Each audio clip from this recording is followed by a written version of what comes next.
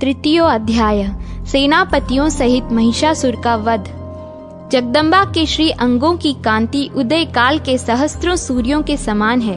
वे लाल रंग की रेशमी साड़ी पहने हुए हैं। उनके गले में मुंड माला शोभा पा रही है। दोनों स्तनों पर रक्त चंदन का लेप लगा है। वे अपने कर कमलों में जप मालिका, विद्या, अभय तथा वर मुद्राएं धारण किए हुए हैं। 3 नेत्रों से सुशोभित मुखारविंद की बड़ी शोभा हो रही है। उनके मस्तक पर चंद्रमा के साथ ही रत्नमय मुकुट बंधा है तथा वे कमल के आसन पर विराजमान हैं। ऐसी देवी को मैं भक्ति पूर्वक प्रणाम करता हूँ। ऋषि कहते हैं, दैत्यों की सेना को इस प्रकार तहस नहस होते देख महादैत्य सेनापति चिक्षुर क्रोध में भरकर अंबिका देवी से युद्ध करने को आगे बढ़ा। वह असुर रणभूमि में देवी के ऊपर इस प्रकार बाणों की वर्षा करने लगा जैसे बादल मेरुगिरी के शिखर पर पानी की धार बरसा रहा हो। तब देवी ने अपने बाणों से उसके बाण समूह को अनायास ही काटकर उसके घोड़ों और सारथी को भी मार डाला। साथ ही उसके धनुष तथा अत्यंत ऊंची ध्वजा को भी तत्काल काट गिराया। धनुष कट जाने पर उसके अंगों को अपने बाणों से बींध डाला। धनुष, रथ, घोड़े और सारथी के नष्ट हो जाने पर वह असुर ढाल और तलवार लेकर देवी की ओर दौड़ा। उसने तीखी धार वाली तलवार से सिंह के मस्तक पर चोट करके देवी की भी बाईं भुजा में बड़े वेग से प्रहार किया।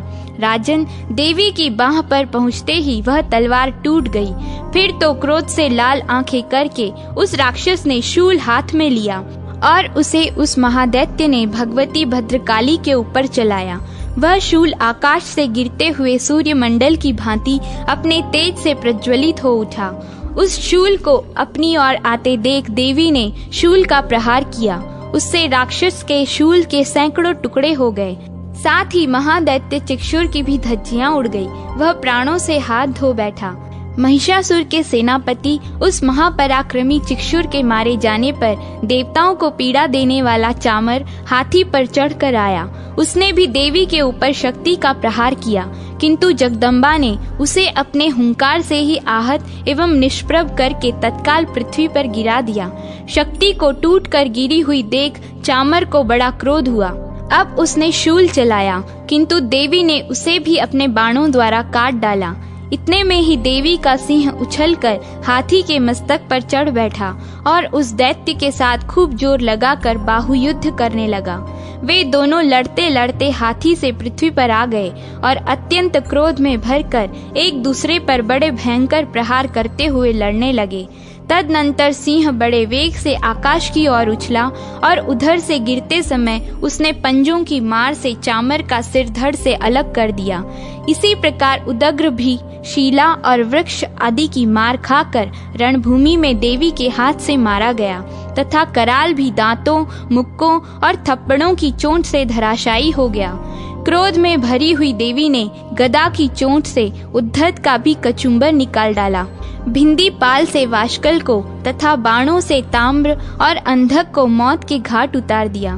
3 नेत्रों वाली परमेश्वरी ने त्रिशूल से उग्रास्य, उग्रवीर्य तथा महाहनु नामक दैत्य को मार डाला। तलवार की चोट से विडाल के मस्तक को धड़ से काट गिराया। दुर्धर और दुर्मुख इन दोनों को भी अपने बाणों से यमलोक भेज दिया।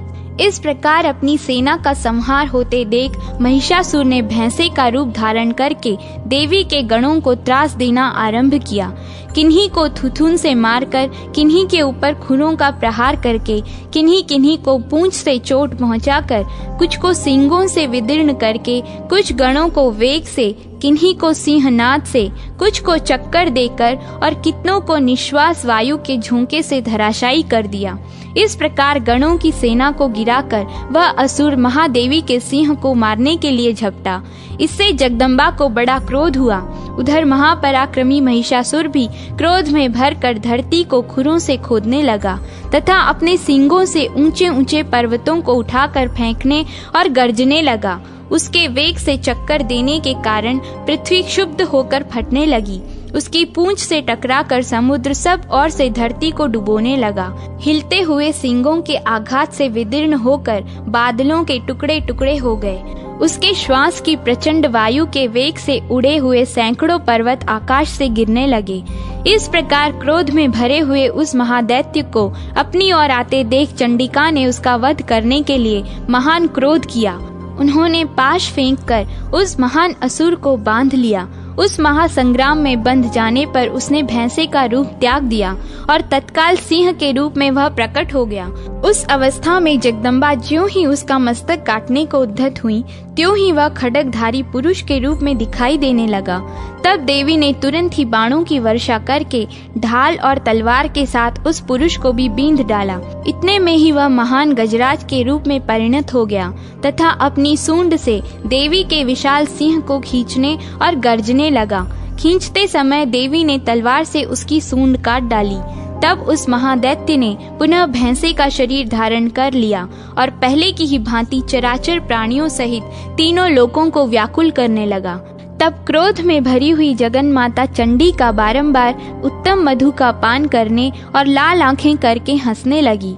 उधर वह बल और पराक्रम के मद से उन्मत्त हुआ राक्षस अपने सींगों से चंडी के ऊपर पर्वतों को फेंकने लगा और डकारने लगा। उस समय देवी अपने बाणों के समूहों से उसके फेंके हुए पर्वतों को चूर्ण करती हुई बोली।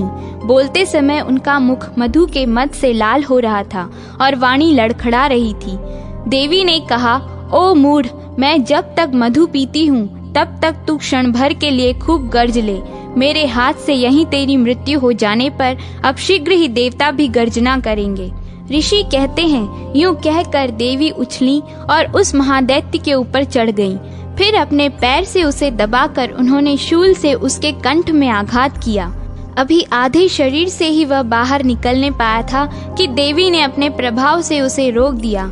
आधा निकला होने पर भी वह महादैत्य देवी से युद्ध करने लगा। तब देवी ने बहुत बड़ी तलवार से उसका मस्तक काट गिराया। फिर तो हाहाकार करती हुई दैत्यों की सारी सेना भाग गई तथा संपूर्ण देवता अत्यंत प्रसन्न हो गए। देवताओं ने दिव्य महर्षियों के साथ दुर्गा देवी का स्तवन किया। गंधर्व राज गान करने लगे तथा अप्सराएं नृत्य करने लगीं। इस प्रकार श्री मार्कंडेय पुराण में सावर्णिक मनवंतर की कथा के अंतर्गत देवी महात्म्य में महिषासुर वध नामक तीसरा अध्याय पूरा हुआ।